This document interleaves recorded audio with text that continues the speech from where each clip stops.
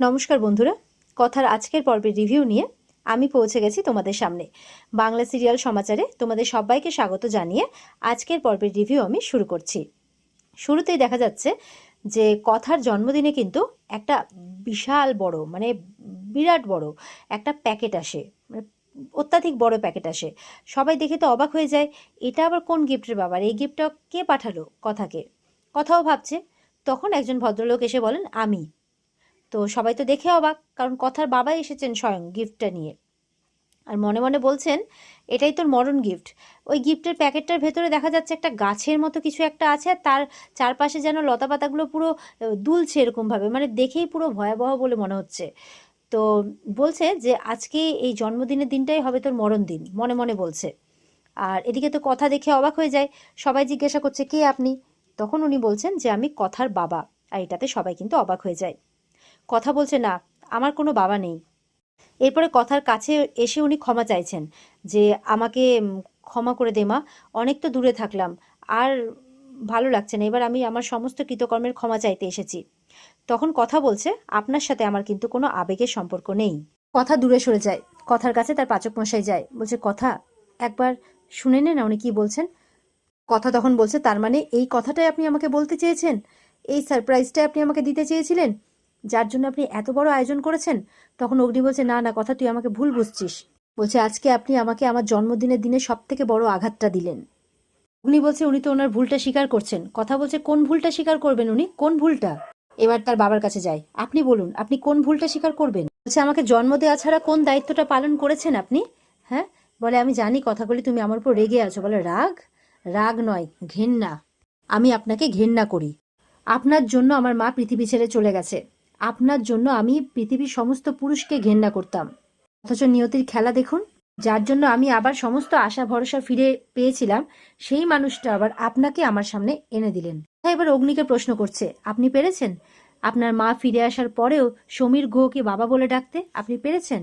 অগ্নি তখন চুপ করে যায়। আবার নির্দোষ জেনেও তাকে বাড়ি ফিরিয়ে আনতে পেরেছেন? বলে, আমার ক্ষেত্রে উল্টোটা কেন হবে? এই খারাপ মানুষটাকে আমাকে কেন ক্ষমা করে দিতে হবে? মেয়েরা বাবার কন্যারত্ন বলে? তাহলে আমি বাবার কন্যারত্ন হতে চাই না। আমি এই ক্ষেত্রে অত্যন্ত কঠিন পাচক মশাই। কথা ওর বাবাকে গিয়ে বলছে যে আপনি আমার জীবনের সব থেকে লজ্জাজনক অধ্যায়, আমি আমার বইয়ের এই পাতাটা চিরতরে মুছে ফেলতে চাই। কথার বাবা বলছে, আমি জানি যে তুই শ্বশুরবাড়িতে অনেক ভালো আছিস, সুখে আছিস, তো আমি দূর থেকেই তোমার খবর রাখতাম। কিন্তু হ্যাঁ, আমি ছোটবেলাতে কথাকে আর কথার মাকে ফেলে রেখে চলে গেছিলাম। আমি অনেক বড় অন্যায় করেছি, অপরাধ করেছি। আমি আমার ভুলের কি ক্ষমা পাবো না? কর্তাদাদুকে গিয়ে পর্যন্ত বলছে। কর্তাদাদু বলছে যে কথা বা যেভাবে আঘাত পেয়েছে, তাতে আমাদের উপযাজক হয়ে আতিথেয়তা করাটা বোধহয় ঠিক হবে না। কথা বলছে, কর্তাদিদা কর্তাদাদু, আমি হাত জোর করে বলছি ওই মানুষটাকে বলুন এক্ষুনি এই বাড়ি থেকে বেরিয়ে যেতে। কথা ভয়ঙ্কর চিৎকার করে বলছে, আপনি তো দেখে নিয়েছেন আমি এই বাড়িতে কতটা ভালো আছি, আপনি বেরিয়ে যান আমার চোখের সামনে থেকে, আমি আপনাকে সহ্য করতে পারছি না, বেরিয়ে যান বলে ভয়ানক চিৎকার করছে কথা। কথার বাবা আরো কিছু বলতে হলে কথা মুখ ঘুরিয়ে নেয়। কথার বাবা তখন অগ্নিকে তার নাম্বারটা দেয়, বলে কোনো দরকার হলে ফোন করো, আর ভালো থেকো তোমরা, তাই বলছে। যাওয়ার সময় আবার কথার দিকে তাকিয়ে মনে মনে বলছে যে তোমার এই বারবারন্তটা আমি বের করছি, তুমি দেখছি তোমার বাবাকে ভালোই ঘেন্না করো। মানে ইনি হচ্ছেন কথার কাকা, যমজ কাকা। আর কথার যে বাবা, তিনি তো মনে হচ্ছিল ভালো হয়ে গেছেন, কথার প্রতি তার টান জেগেছে, সেই জন্য রিচা আর এই কথার কাকা মিলে তাকে বন্দি করে দিয়েছে। আর তার জায়গায় কথার কাকা এসেছে কথার বাবা হয়ে। মানে এবার ইনি যা কাজকর্ম করবেন, কথার বাবা কথার কাছে আরো খারাপ হয়ে যাবে দিনের পর দিন।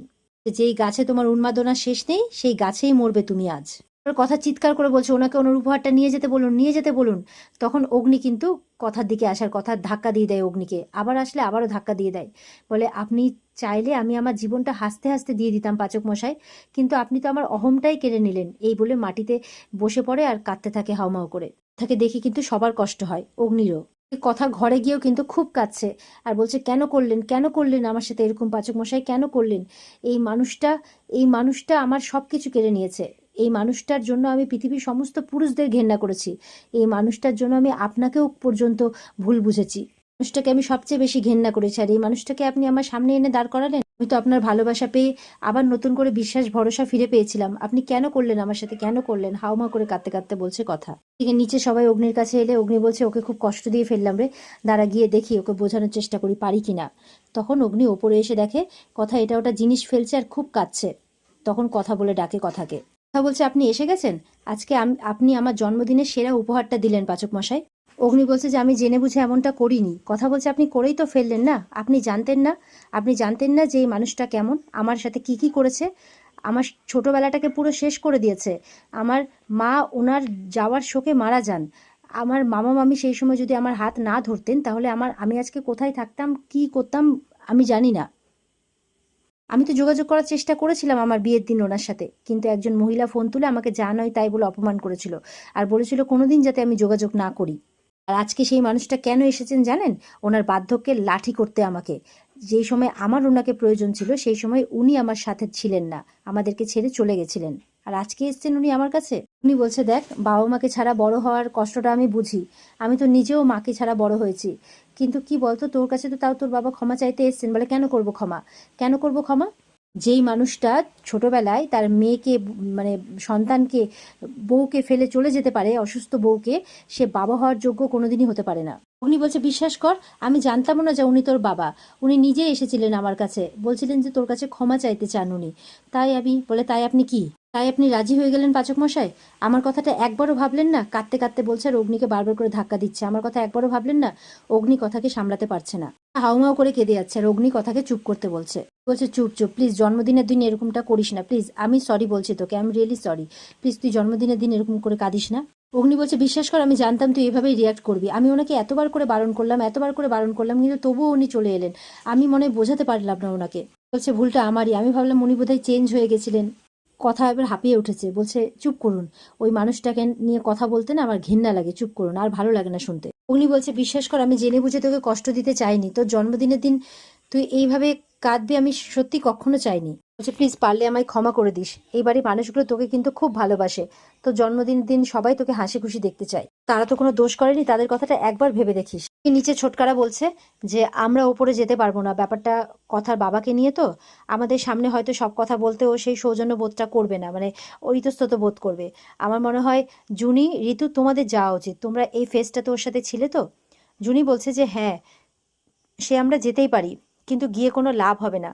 তার কারণ হচ্ছে আজকে পিসমশাইয়ের উপর কথা যতটা না রাগ, তার থেকে বেশি রাগ, বেশি অভিমান হয়েছে অগ্নিদার উপর। তখন বলছে ঠিকই বলছিস, আমি দেখি তাহলে অগ্নি কোথায়। তখন অগ্নি দেখছে উপর থেকে নেমে আসছে। অগ্নি বলছে না, কথাকে আমি পারলাম না মানাতেও, খুব দুঃখ পেয়েছে, আমার মনে হয় এই জিনিসটা করাটা একদম ঠিক হলো না, এই জিনিসটা একদম ঠিক হলো না। অঙ্কিত বলছে আমি বুঝতে পারছি, আমরা তোকেও চিনি কথাকেও চিনি, তোরা দুজনেই দুজনকে খুব ভালোবাসিস, কেউই কাউকে আঘাত করতে পারিস না, ওকে একটু সময় দে, দেখবি সব ঠিক হয়ে যাবে। তখন দেখছে আলাপ নিরঞ্জন বলতে বলতে একজন মহিলা চলে আসছে। সে আর কেউ নয়, সে রেচা, সেজে এসেছেন উনি। সবাই তো দেখে অবাক, কে রে বাবা? প্রত্যয় বলছে ইনি আবার কে? এদিকে অগ্নিও খুব অবাক হয়ে দেখছে, রেচা পুরো সন্ন্যাসিনীর বেশে এসেছে। এখানে আজকের পর্ব শেষ হয়ে যায়। তো বন্ধুরা, এই ছিল আজকের পর্বের রিভিউ। ভালো লেগে থাকলে অবশ্যই পর্বকে কিন্তু লাইক কমেন্ট করে জানাতে ভুলবে না, আর আমাদের সাথে জুড়তে চ্যানেলকে সাবস্ক্রাইব করতে ভুলবে না। দেখা হবে তোমাদের সাথে আগামীকালকে, সবাই ভালো থাকবে, টাটা।